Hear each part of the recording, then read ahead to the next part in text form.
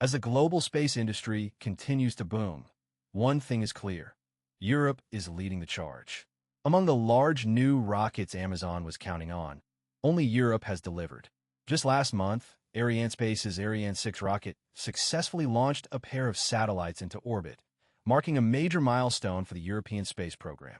The contrast couldn't be more stark. Amazon's New Glenn rocket, once hailed as a game-changer, has been plagued by delays and setbacks. Despite investing heavily in the project, the company has yet to achieve a successful launch.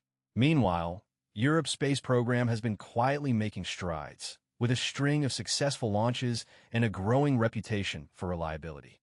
So, what's behind Europe's success? One key factor is the strong government support for the space program. Unlike the United States, where private companies are often left to fend for themselves, European governments have been willing to invest in their space programs.